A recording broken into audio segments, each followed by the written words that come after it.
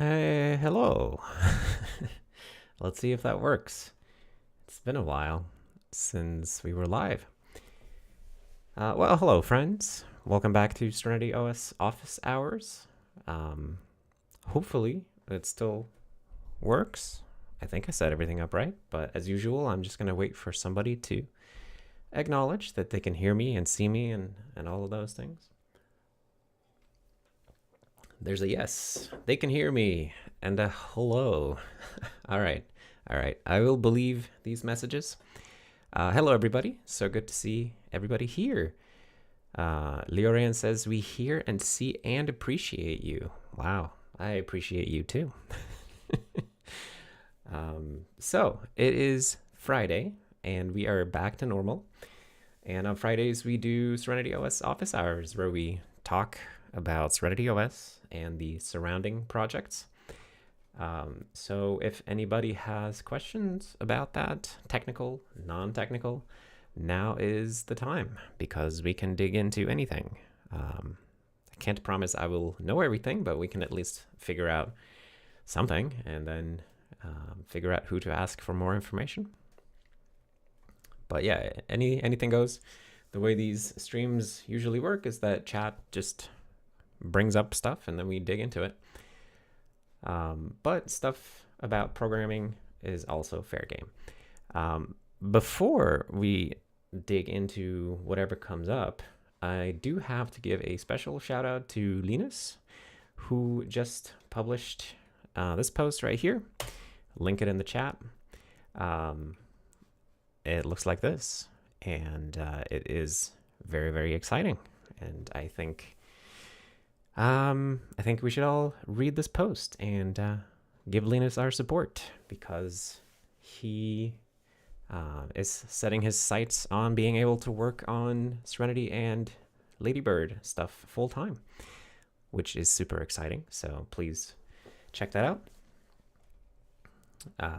And I'm hoping to get Linus onto office hours soon so we can talk more about it, but he was not available today.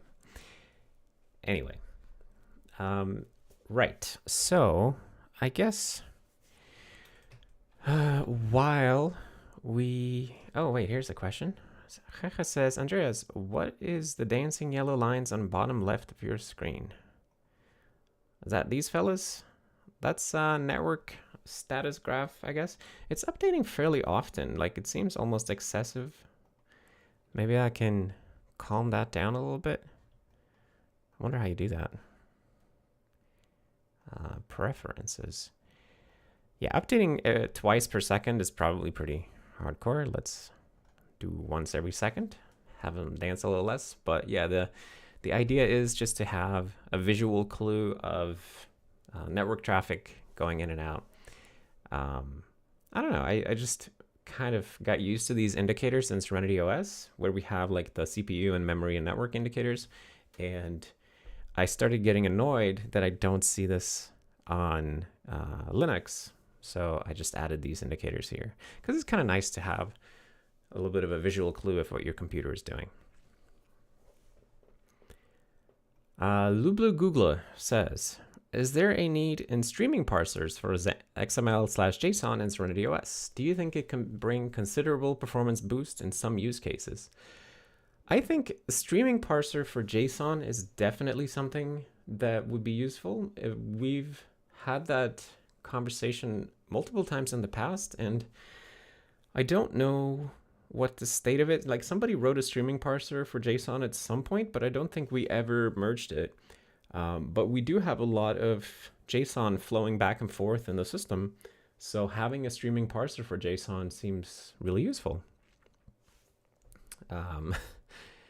Glenford asks, what's a streaming parser? So a streaming parser is just essentially just a parser that doesn't need to have the whole data available right away in order to parse, but it can parse sort of incrementally, right? So maybe you have data coming in from the network, and you don't have the full JSON, but you can still parse what you have, and then either your parser is smart enough that it can just stop before reaching the end and then continue at a later point when more data is available, But you can also do a streaming parser for JSON, for example, that can parse like maybe one object at a time, but like in a stream of objects.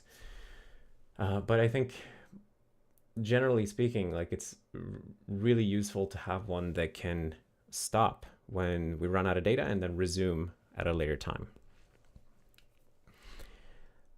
Jason L says, well, hello, Andreas. Well, hello, Jason L. What's currently blocking Yakt from being used in the system? / has any progress been made recently on that front? Right, so we have been making a ton of progress on that front, and the progress is kind of indirect in a way. So the thing we have been doing is switching to a new string type, and a whole bunch of people have been helping out with that. So the old string type that we had in Serenity is now called deprecated string, and then we are migrating towards the new thing called string. And the big difference between string and deprecated string is that string, the new string, is Yakt friendly, and it is uses the error or APIs to indicate that something went wrong, typically allocation failure, but it could also be something like, oh, this is invalid UTF-8, which we can also then signal errors for. The old, now deprecated string did not have a way to signal errors, so it was kind of incompatible with Yakt, because Yakt is very keen on having errors be able to propagate. So we are making progress all across the system and just porting to the Yakt-friendly string, and that's sort of my main concern with bringing Yakt to the system, is that basically everything uses a ton of strings everywhere, and it was hard to interface with any part of Serenity before when we had these Yakt unfriendly strings. Now we're moving to the Yakt friendly strings, and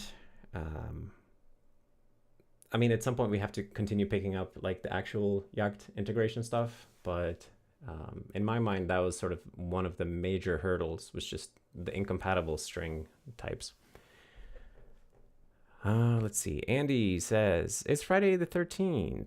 We now have an excuse for when stuff isn't working. Yeah. Before I started streaming, I was thinking, like, do I have a hockey mask? But I do not.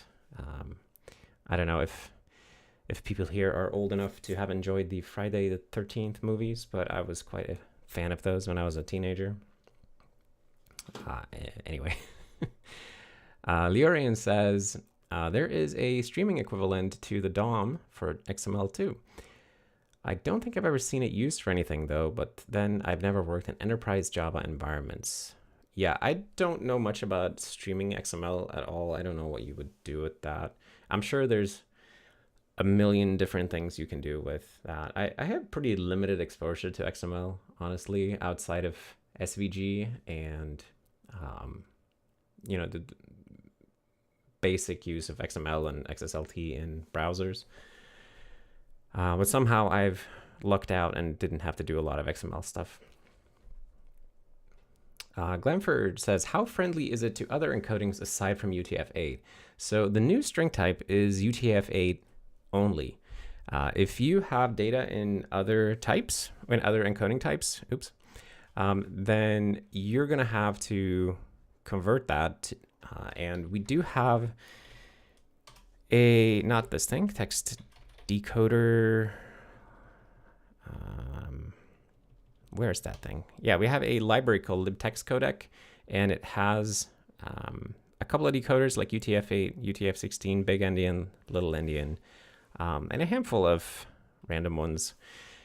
And the idea with these is that like we can take data from other encodings and convert it to UTF-8, but we don't support like a string with arbitrary non-UTF-8 encodings. You have to convert it to UTF-8, and then you have to convert back to whatever other encoding you want to serialize as, or yeah.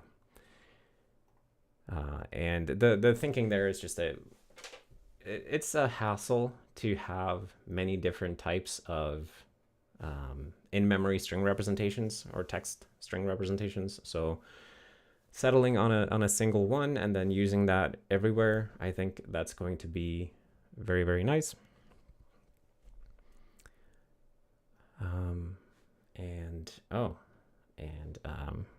YouTube thinks that we should watch an ad, but I don't think we're gonna do that.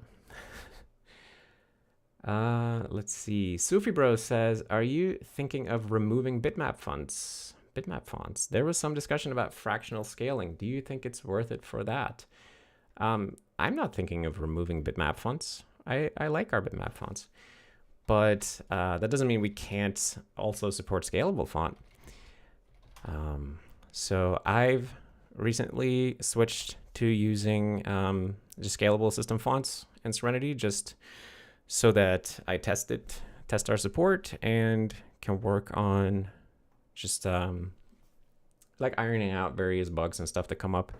And it's a pretty good experience. And most importantly, with the scalable fonts, the big benefit I see is that it would be nice to make videos in higher resolution, because the monthly updates since forever have been in 720p, right? And they are pretty small. But if you try to make a 1080p video with Serenity in full screen, the tiny bitmap fonts that we have, they're, not the most legible, especially on smaller screens in 1080p. So being able to make full screen videos with nice scalable fonts, I think that's going to be pretty sweet. There are definitely issues with scalable fonts that need to be addressed, but it's getting better.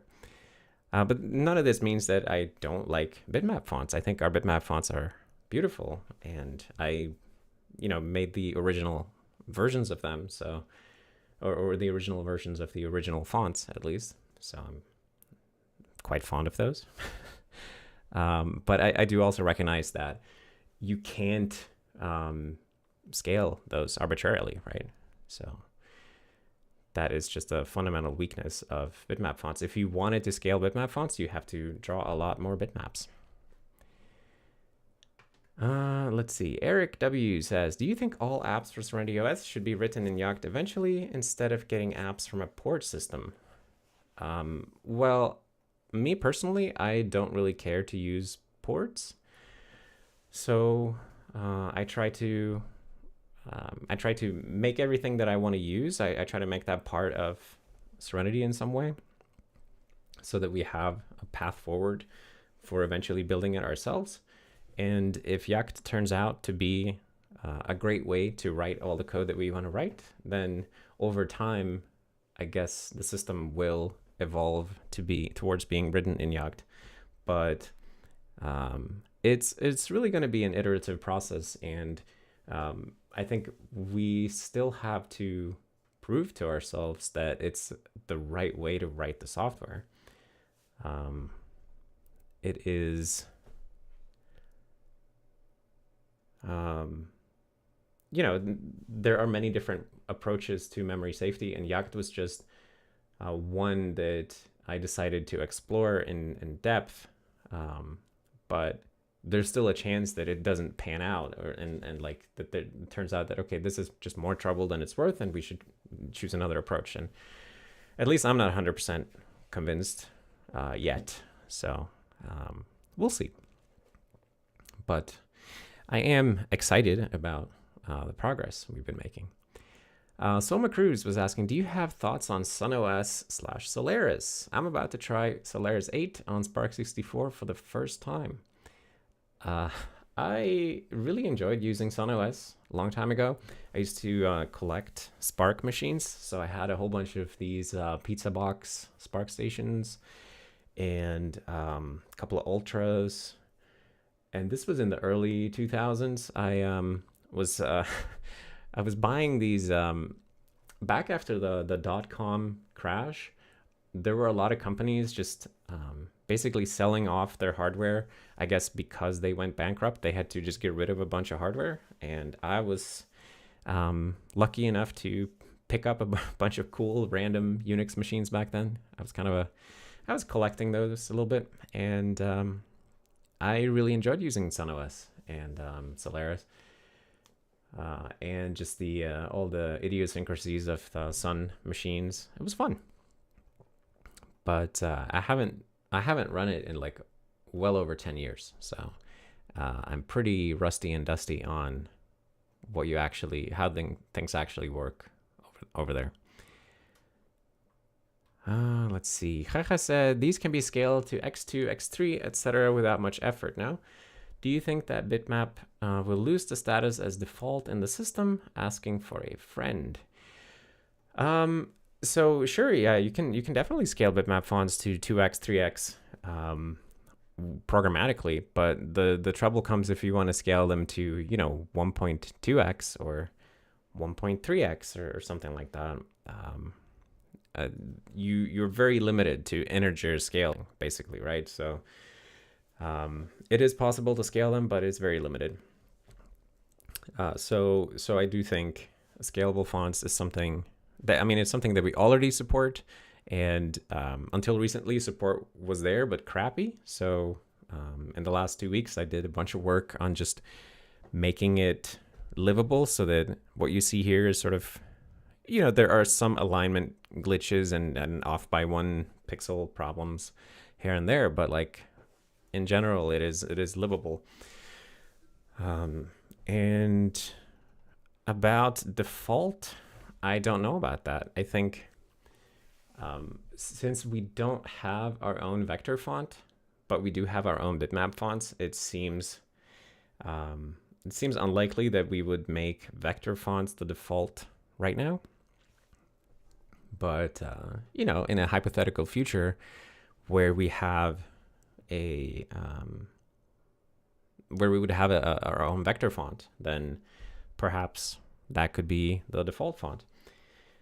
I think, yeah, I don't know. I've tried working on vector fonts myself. Like I got FontForge and I've been using it, and I've drawn glyphs and everything. And I just find it a really tedious process. And it's probably because I'm not very good at it. And if I spent more time doing it, I would get better. But compared to drawing pixel fonts, it's obviously a lot harder or a lot more work to do the vectors to make it look good. So it's an interesting question. I think the big trouble with the bitmap fonts is just that it's so limiting, and it's limiting the type of displays that we can run on, the types of resolutions that we can run in, and so on, to a small fixed set of options. And it is kind of interesting to think about, like, well, what if we had arbitrarily scalable fonts? Like, what kind of things would that give us? I don't know. Maybe the first step is to build our own vector font authoring program, so I don't have to learn FontForge better. And maybe it's possible to make a really pleasant font authoring program. I don't know. Let's see. Paul says there's a way to write pixel fonts in scalable formats. It's a bit of an art. Okay. Fikisar said, can you give me a T link so I can mess with your taxes? No. I don't have the T link anymore. So I used to have this affiliate link for T, but nobody was using it. And then I just removed it from everywhere, because I figured if I didn't need to figure out how to pay taxes on T commissions so far, if I just remove the link now, I'll never have to figure that out. So I don't think the link is not even valid anymore. So I would have to generate a new one, but I'm not going to do that because I'm happily unaware of how to report taxes on T sales commissions. Let's see. Leorian said, is there any format like XMLJSON, YAML that is impervious to the string delimiter problem, where instead of wrapping content in some tag / delimiter pair, you have a verifiable guaranteed size or structure. I guess there are tons of different formats, right? Like you can I don't know if there's probably some like common formats too, but I've seen a ton of different like TLV formats, like type length value, where it's just different binary encodings, where they say like, okay, so now you have a string coming up, it's going to be 10 bytes long, and then the next 10 bytes of data is just it's just the string, and then you don't have delimiters, but instead you have a length prefix, basically. That's pretty common, but I don't know of like sort of a high-level encoding format that is popular like these ones that does that. Maybe protobuf or something like that ends up being encoded that way. I don't know, but probably somebody here knows. Thomas says, don't vector font generate bitmap font for usage. So that's an implementation detail in your font rasterizer, I guess. That's certainly how ours works. Like we take, when you use vector fonts at a given size in Serenity, we cache bitmaps for the glyphs. So we don't have to like re-rasterize the path for an A every time you want to display an A. We rasterize it once at that size. But then if you switch to a different size, we have to rasterize the path at that size. So we do cache things like that. And in fact, in our browser engine, we cache every glyph that you ever see, and then we never clear that cache, which is a little bit of a problem that we need to fix. But that is outside of that. But there aren't like bitmaps saved in the vector font file that represent a specific size of the font, right? But they are generated at runtime. Jaja said, vector fonts, vector fonts is tedious. I tried to create KatitsaTTF, but hated it. Yeah, it do be like that. It's a bunch of work. But optimistically, like I feel like it might be that the tools are just not as smooth as they could be, because I feel like, at least when I've been using FontForge, like FontForge is really powerful and can do a lot of cool stuff, but I'm really basic, with my font needs. I don't need a bunch of bells and whistles. I just want to draw some paths and maybe like a more focused program that only allowed you to do the basics of path drawing, like path drawing for each glyph, and it didn't have to worry about any of the other stuff. I don't know, if you could build a simple program for that would be nice to use.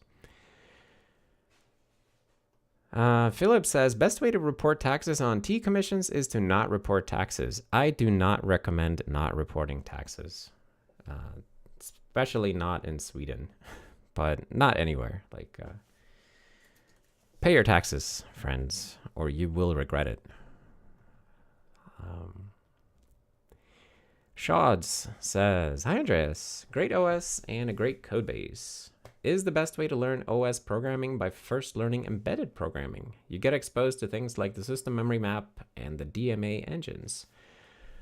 The best way to learn OS programming, like operating system programming, is by just doing operating systems programming. I don't think there's necessarily like something that you have to do before, or you can just start from any angle. The one thing that I usually tell people is that you want to have a couple of years experience with your programming language, like with a low-level programming language, because that just makes it so much easier to engage with operating system concepts if you're not constantly struggling with the language that you're using. But you can start anywhere. Like, I've talked a lot about that on YouTube, about how there's kind of this meme in the OS development community that you have to do things in a certain order. Like first you do the bootloader, and then you do the simple kernel that prints something on the screen, and then you do multitasking and so on.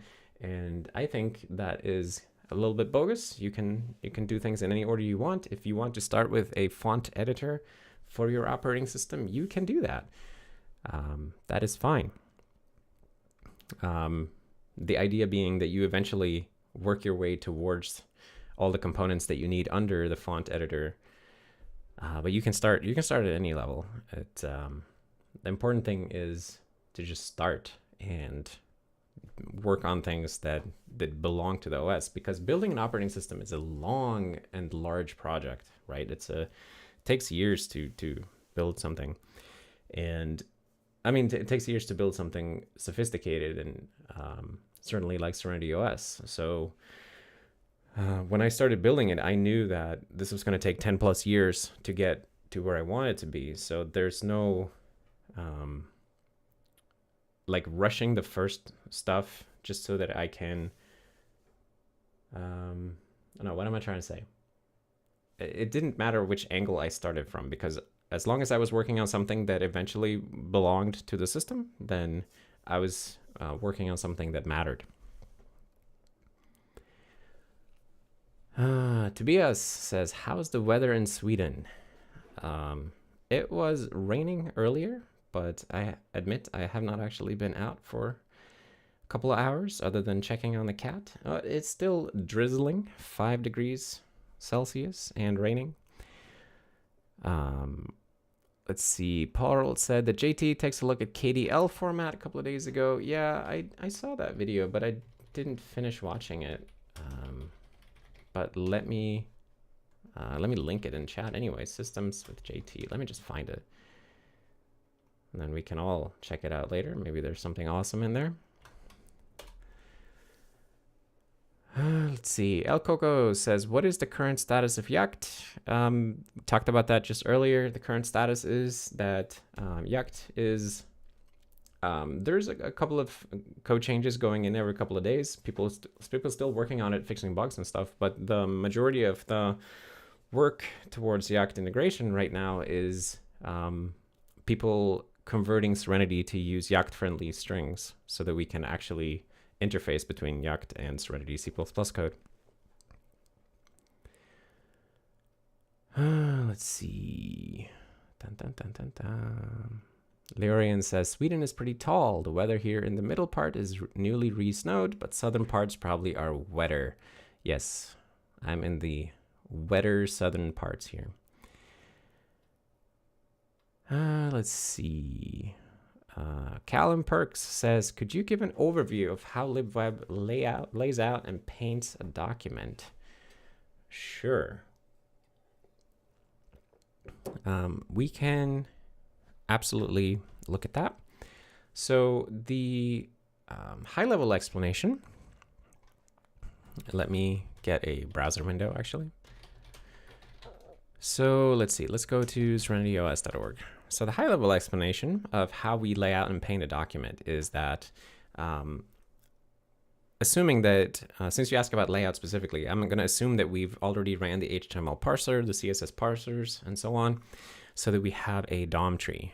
And the DOM tree being, you know, the tree with all the elements in it, like here, the head, the body, and so on. All of these things. This is the DOM tree. So we have that tree. And what we do in order to lay out the document is that we go through the DOM tree node by node, or element by element rather. So we visit each of these things, and for each one we run all of the CSS selectors that we have so everything that's in the built-in CSS style sheet that comes with the browser, and also everything that's in link elements that refer to style sheets and inline style sheet elements as well. So we run all the CSS selectors and see if any of them match the element. If one matches, we take all the style declarations in the rule below that selector and like remember them. And once we've found all the CSS rules that apply to an element, so this H1 right here, for example, I think it's an H1. It will have a match for sure in our default style sheet. So let me look for it. Yeah, so we have a couple of matches. Look, here's one display block. Here's another one that tells us the font size, the font weight, margins, and so on. So we gather up all this information and then collect all the properties and apply them in CSS cascade order and to resolve the final properties for this thing. And then based on the display type, we choose a layout node, which is to say that we build a separate tree that sits next to the DOM. We also build a layout tree, and this becomes a layout node based on the display type. So if you have display block, you become a block container. But if you have display flex, well, actually, you can still become a block container, but there are some display types that necessitate creating other types. So like table related things, for example. But essentially, we build up a layout tree where you have nodes that correspond to the DOM nodes. So if we dump, we can see the layout tree for this page. By dumping it, dump layout tree here. And if we look for, we can see the H1 right here. So for that one, we created a block container. That's the process of taking the DOM, applying CSS to each element, and constructing a corresponding layout node. We call that tree building, and that occurs in the layout tree builder class. And it's just this thing that goes recursively through the whole DOM and constructs corresponding layout nodes for each thing. Once tree building reaches the end, we've created this entire tree. Then we just have a tree, but we haven't actually positioned anything yet. And that is a process that we call layout. So layout operates on the layout tree when it's built, and it goes through again recursively, starting at the top, and then here the display property becomes much more important because based on the display type, we choose, well, the display type and other factors, we choose which type of formatting context, and essentially we implement CSS. So CSS block formatting context is probably the most common form of layout that you see. And you can read all about that in the CSS specifications, but we implement the various types of formatting context. So block formatting context, inline formatting context, table, grid, flex formatting context, based on display type and some other factors. And layout then sort of calls this virtual function on the appropriate formatting context, which then goes through the children of that node. So for example, this initial containing block here will have a block formatting context that will iterate through the direct block children of that thing and lay those out in a block fashion. So in our case, vertically, one under the other. And enter into each one and figure out, okay, well, what kind of formatting context is in effect inside of this thing? Perhaps we need to create a new type of formatting context to lay out the inside of a block. So then we do that and so on. But it's a recursive process that instantiates new formatting contexts along the way. The formatting contexts are this class in the layout namespace. So there are a couple of subclasses of this. Subclasses are block, inline, flex, table, and SVG. And you can read the code for them by just opening the classes, and they all have a virtual run function that is called in order to lay out the contents of the box controlled by this formatting context. It's a very complicated process, CSS layout. And there are complex interactions between different formatting contexts and so on. The best way to engage with it is just, if you ever want to, is to just take a page that doesn't lay out correctly and figure out why by just following the code and then matching it against the CSS specification and figuring out like, okay, what was supposed to happen? And then why didn't it happen? But anyway, that's a long, lengthy process, and actually I have a document about it somewhere that goes into a bit more technical detail. But eventually, once we've laid out everything, which means that we've just assigned positions and width and height to all the nodes in the layout tree, then we want to paint them.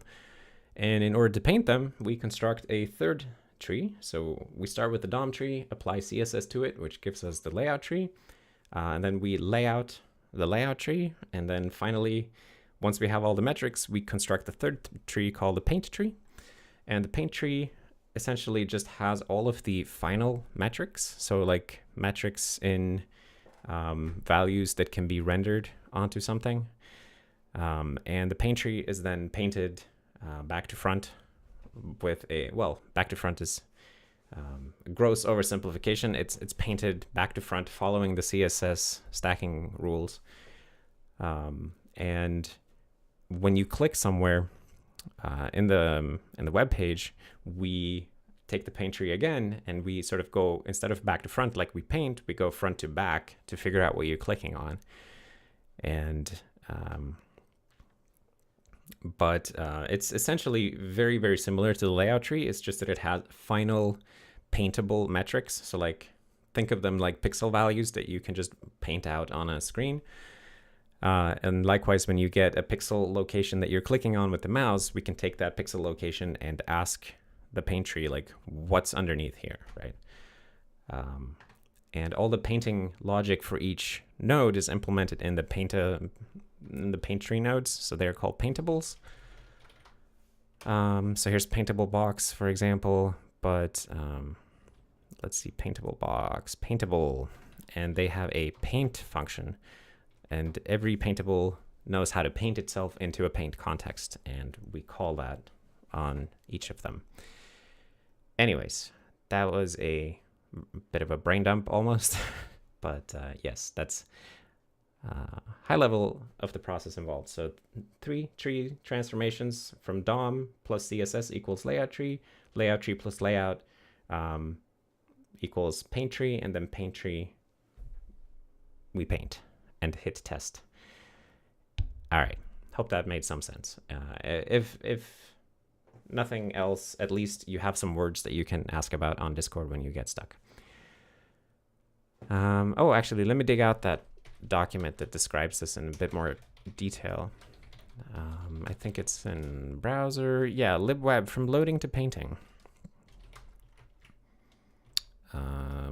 Yeah, there's in documentation browser from loading to paint, libweb from loading to painting. There's this document that I wrote that goes through kind of the process that I just described and a couple of other things as well. So recommend reading that to get up to speed. Let's see. Shards said, thanks for the answer. One more question, please. How did you go about learning how to load a process using the ELF format? It's fairly challenging. You're asking me how to go about learning how to load a process in the ELF format? I guess the easiest way to do that is to read some kind of documentation about the ELF format so that you know what you're loading. And once you know what you're loading, then you can experiment with it in user space Linux. So if you're developing on Linux right now and you're trying to write an ELF loader, you don't have to do it in the context of a kernel if you're struggling. Like instead, I would recommend writing a Linux, like a regular program on Linux, not part of a kernel, but like just a simple C++ or C program or whatever language you're using that opens an ELF file and like prints out all the information about it. And then you go deeper than that, like you get all the program headers and print what's in each program header. And then you can also like parse out the sections and figure out how the string tables work and how to process the relocations. And like, if you can just write a program that prints out everything that's inside of an ELF, you will be in much better shape to implement an ELF loader for an operating system. And it's so much more debuggable if you're doing it in a regular program. Hope that makes sense. Let's see. Ooh, a super chat from Sam Oates Games. who says, my wife now greets people by saying, well, hello, friends. Thanks for all the great content and discussions. Hope you have a great year. That is delightful. Thank you very much for the super chat, Sam, and thank you for sharing your wife's adopted behavior. I find that greatly amusing. Thank you. Let's see. Jason said, did you start SerenityOS in 2018? If so, hasn't been that long. Yes, it started. The way I've been counting it is just from the first Git commit, which was on October 10th, 2018, as you can see here. So it hasn't been terribly long. If you look at all of the things that we have built in that time, it seems like it hasn't been very long at all. Felix Smith says, does the self-hosted Yakt compiler transpile to C++? Yes, it transpiles to C++. So the way Yakt works at the moment is that it has a lexer, a parser, and a type checker. And once we've type checked, it doesn't have an optimizer or anything like that, but instead we take the type checked representation of the program and generate code. And our code generator essentially spits out C++. So we still type check the code. That's where we do all the correctness checks and safety checks, and we will continue to add more safety checks. But that's sort of the process. So it's a pretty simple pipeline that bottoms out in a C++ code generator. Let's see. Umberto says, hello, Andreas. Just wanted to say that I started a project to timestamp and tag these videos. I am 6% done at the moment. Hope you don't feel too weird about it. All right, that's cool. Let me know if I can do something to help. And if you end up making timestamps, I guess then let's see if we can make them show up in the YouTube interface. That would be cool. I mean, if that's something that you want to do. Let's see. Leorian says, if you want to understand the executable formats, you should check out the assembly languages. FASM, NASM, YASM forums and documentations are quite good for understanding them. Yeah, I guess that's true. I mean, it helps a lot to develop basic assembly programming skills if you want to do stuff in kernel space. Like, you need to have an understanding of the low-level parts of the architecture that you're targeting. You don't have to be like adept at assembly optimization, but you do need to know how to throw the registers around and like slap values into things and stuff like that. Let's see.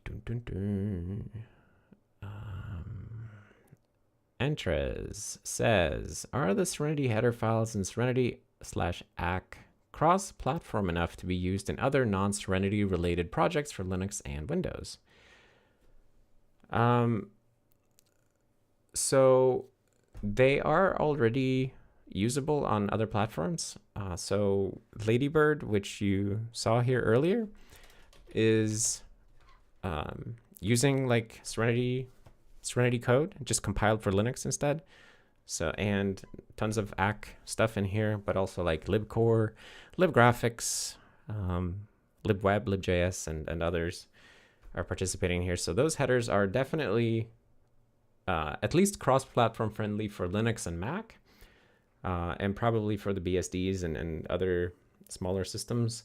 For Windows, it's a bit more uphill. The state of Windows compatibility is not super great, unless, of course, you are talking about Windows subsystem for Linux, which, tends to work pretty well.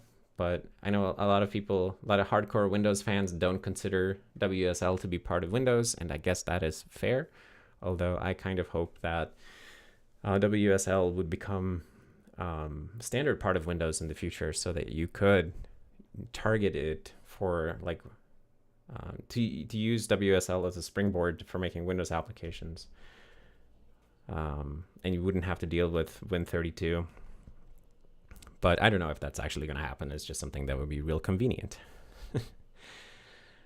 Bill Jones said, why not a distinct CSS or style tree in the web? You mentioned the DOM tree was combined with CSS to form the layout tree.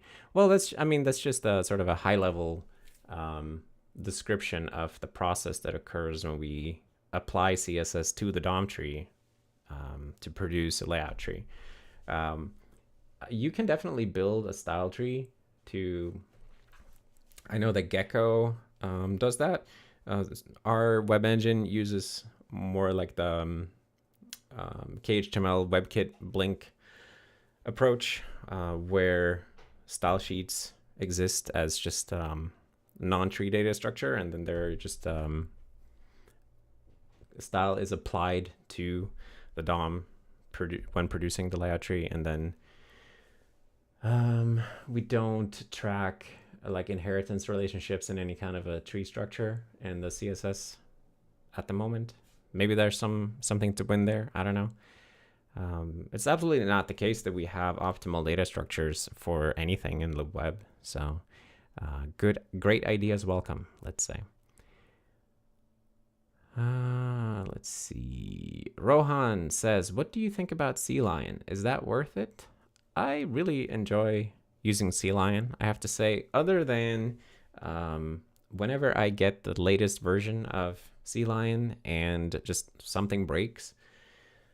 It's rare that a new release of CLion works on, like a new, well, I guess major release of CLion, that it would work with Serenity, because we use so much bleeding edge C++ that it just inevitably breaks their tooling or their whatever they're doing with ClangD internally tends to crash. So right now I'm a version behind, so like I'm using the last version of CLion. Outside of that, though, it's great. Been really enjoying it. Let's see. Ali says, which companies have recently made an offer for you to work for them? Well, I didn't accept any offers, so I'm not gonna talk about any specifics, but I think the last one I got was from one of the FANG companies. Let's see. Ali says Yakt works on Windows, so ACK works on Windows. There you go. What's one not compiling CPP file between friends? Indeed.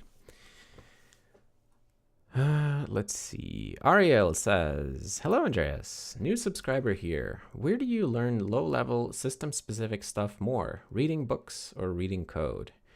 Well, I would say reading code. If you are comfortable with the programming language, so that you're comfortable enough with your low-level programming language that you're not constantly looking up how to do things in that language, then I think reading code is probably a bit more productive, but you can learn a ton of stuff from books as well. It really depends on the person. Like, I know from experience that I absorb more from reading like diverse code. Other people learn more from books, and if you don't know which one is right for you, I think you're probably in a position where you should do both and then discover for yourself which one is more productive for you. Let's see. Samu says, hello, Andreas. What happens to a Serenity program from start to main? I'm trying to build a minimal replacement for libc in Linux, and start confuses and fascinates me. So what happens in Serenity? It's been a long time since I looked at this. So let's see. I haven't looked at start. Other people have worked on this, so I am a little bit out of the loop here. If not def dynamic loader. So what happens when we start a program these days? This is the AR64 thing. So this is super irritating that this thing is making it impossible to see it. Okay, there we go. So I guess here we just have a simple jump to the entry function. I don't know why it's set up this way. I'm sure that there's some reason, but I don't know what that is. So yeah, here's the entry function. This is more familiar looking to me. Last time I worked on this was start, I think. So what we do is we take these inputs that we get from the kernel. So these are sort of the things that every Unix process gets at startup is the argc, the argv, and the environment pointers. And the first thing we do is just stash away the environment. And I think then we run a bunch of initialization stuff, like we initialize malloc at some point, parse out the environment. And as you can see here, we call main eventually. And once main returns, then we do an exit syscall with whatever main returned. But if you're writing a libc replacement, I would imagine that it shouldn't be that complicated. If you have more specific questions about what you're not able to do, that would be more actionable. Andrew says, I'm constantly looking things up about how to use C++. That part never stops. I mean, yes and no, right? Like, you're looking things up, but at the same time, I'm pretty confident that you, Andrew, are able to like work on C++ for hours without looking up how C++ works, right? But obviously you're not going to memorize the entire spec. So sometimes you do have to look things up. But I guess my point is that once you get to a point where you're not constantly looking things up, like every couple of minutes. Anyway, Andrew also said it's set up that way to align the stack for the system 5 ABI. Well, that makes sense. All right, so it has to be what is it? It has to be like 16-byte aligned. So that's why we're doing a push and jump here to trick the stack pointer into being 16-byte instead of 8-byte aligned. I wonder, is that specific to the way we set up our kernel call?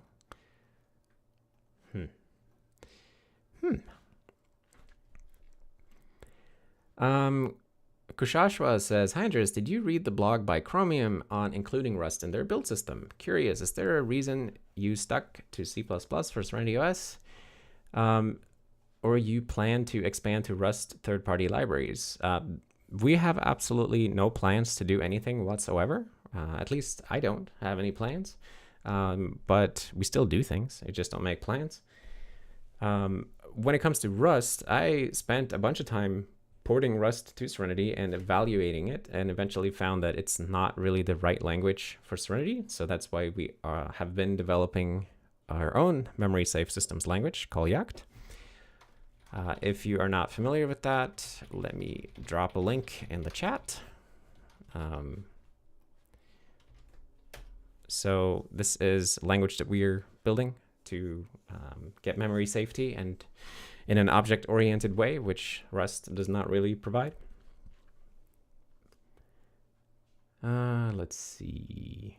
Unexplored says, how would I go about improving the piano app? I want to add a simple sequencer. Well, how would you go about improving anything? Like, you would, I guess, open it up and work on it. Like, if you want to build anything in Serenity, you just start trying to build it. And if you get stuck, you can ask on Discord. And there are always people around. And if you ask like a good enough question, then people can help you. And if you ask a bad question, then people can help you ask better questions. But it's hard to know exactly how to go about doing something without knowing more specifically. Like, you want to add a simple sequencer, it already has a sequencer, so I don't know what you mean. I guess you want to do it differently somehow, or maybe you have a different concept of a sequencer.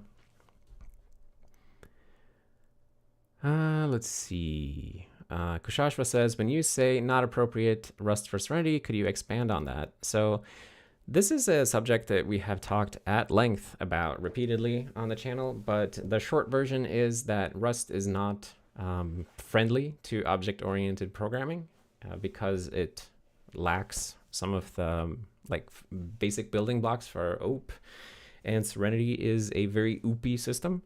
So Rust, trying to do things in Rust is just really cumbersome and a bad fit for the language, or bad fit for the system. Rust is not a bad language by itself. It's just doesn't really fit what we're doing. Let's see. Andy said, what is the current status of the locking mechanisms in Serenity? I remember you speaking about migrating away from mutexes. The current status is, well, the current status is largely unchanged. We have, at least in the kernel, we have a mix of mutexes and spin locks, and we should probably, there are a couple of mutexes that should be spin locks, and probably maybe some spin locks that should be mutexes. But the basic locking mechanisms have not changed because, as far as I know, they work. So it's more about applying them correctly and using locking mechanisms. There are some parts of the kernel that are not properly protected by locks, which is a big mess. But it's a mess that we're working on. Let's see. Yeah, as Andrew said here, Yakt is its own compiler. Somebody asked if Yakt is going to have its own compiler in the future. So right now, until we are at the point where we don't have any C++ in Serenity, it makes sense for Yakt to produce C++ so that they can talk to each other, right? If we get to a point where there's no more C++, then at that point, it no longer makes sense to transpile to C++. But that's a long way in the future. Let's see. Zingo Chan says, Andreas, sorry for the noob question, but how did you learn the fundamentals, how compiler design? Did you read the Dragon book or something else? I learned everything I know about compiler design from my friend JT, who co-created the Yakt language with me. So I didn't know, I'd never done a compiler before doing Yakt. And JT sort of just ran away with it. And I just followed behind, occasionally saying things like, hey, can we do this or can we do that? And then JT would just slap the keys on the keyboard, and 5 minutes later we did that. Definitely recommend everybody get a friend like JT so that you can also learn about compilers, or you can also just learn from JT. Let's see. Ali says, I am particularly interested in the development phases of network drivers and TCPIP stack in Serenity. I couldn't find videos about it. Could you point me to places if they exist? I don't think we had a bunch. There haven't been a lot of videos about the TCPIP stack. It's mostly been, I wrote the original stack early on. And then other people, I didn't make any videos about it, I think, early on. And then other people worked on it as well. And they didn't make videos about it. So it's not very well documented in video format. Sorry about that. But we do have the Git history, so you can at least trace back that way to see in which order things were added. Anyway, it is 5 p.m. and I have to go. But thank you all very much for coming to office hours. It is good to be back. It was super annoying to have my computer not working or my camera not able to capture for so many days. But now everything is working, as you can see, and I'm back to making videos and streaming. So thank you all for coming, for hanging out. Thanks for the super chat and all of that stuff. Once again, I'm going to plug Linus's blog post. Please check it out. And definitely consider supporting Linus so that we can help him gain independence and ability to work on Serenity and Ladybird as much as possible. I'm already supporting Linus myself, and I hope that others would consider doing it. So check out his post, and see you all next time.